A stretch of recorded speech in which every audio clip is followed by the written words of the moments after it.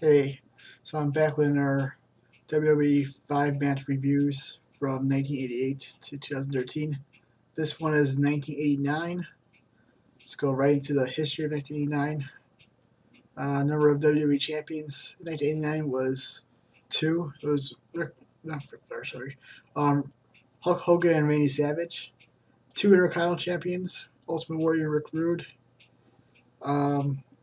There were 3 tag team champions, X and Smash, Art Anderson and Tully Blanchard, and Andre Giant and Haku. The Royal Rumble winner in 1989 was Big John Studd. The WrestleMania 5 main event was Macho Man Randy Savage versus Hulk Hogan for the title. Some famous matches from 1989: Hulk Hogan versus Big Boss Man steel cage match from Saturday night's main event, and Rick Rude versus Ultimate Warrior from SummerSlam.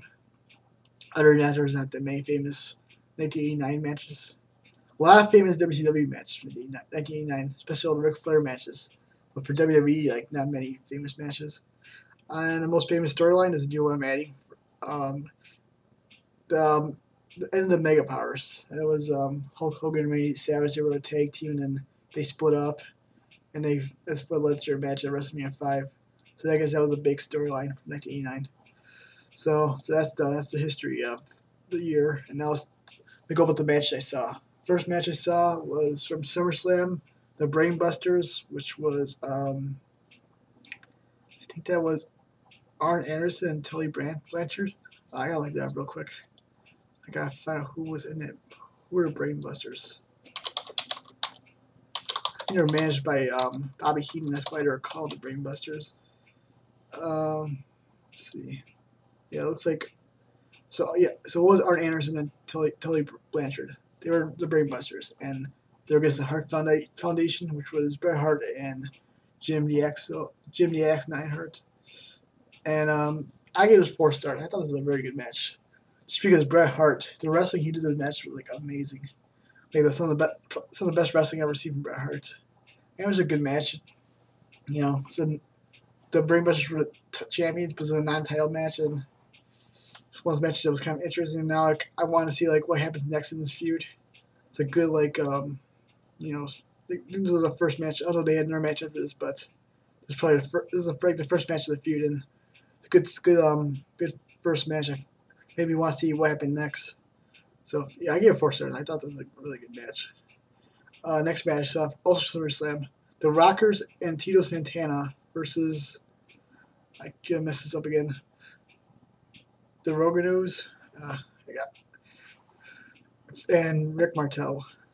And so the Rockers are Marty, Jannetty, and Shawn Michaels. And this is a fun match. 3.5 stars, but not a great match. But the last 2 minutes of this match was just so fun to watch, especially since 1989. I didn't think it could, a match from 1989 could be that fun to watch, that fast pace, but it was very very fun and very almost PWG for 1989 match for 6-man tag. It wasn't that long either. It was kind of a short match, so definitely a good match to watch. But these first 2 matches I saw were awesome. Next match, these next 3 matches, all Survivor Series matches, and Survivor Series was in Chicago that year, so I kind of want to check it out. And so I picked 3 matches. And I guess the Survivor Series show had a bunch of great matches, and it was hard picking which 3 I wanted to see. I was almost going to review the Hogan Survivor Series match, and I left that one off because there's too many other ones I wanted to see instead. So the first one I saw, the King's Court versus the 4x4s. King's Court was Macho King Randy Savage, Canadian Earthquake, Dino Bravo, and Greg Valentine versus Jim Duggan, Bret Hart, Ronnie, Garvin, and Hercules. This match started really good, and then towards the end it got boring, and I want to go higher, but just felt like the last 5 minutes of the match was terrible. Or not terrible, but just boring. And it was a weak finish too. It wasn't even a good finish. So I gave it 3.25 stars, but I could have gone higher. Could have gone closer to almost 3.5, but I don't know. I didn't like the last 5 minutes of it. Next match I saw the Rude Brood. I love how they named like their teams back then. Versus Rowdies. It's hard to say. But anyway, the Rude Brood was Jacques, Rougeau. I gotta look it up to find out how to pronounce it again. It's not that hard. Rougeau, Jacques Rougeau or something like that.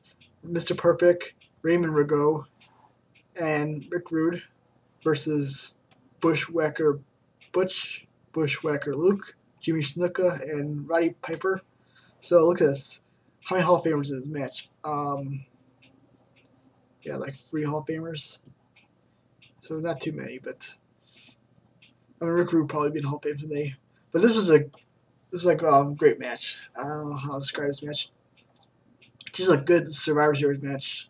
The way the story was being told and everything, and the booking, and Roddy Piper was awesome. This match, Mr. Perfect was awesome. It felt like it was a fun match to watch. Good story. You know, like the way this match was booked.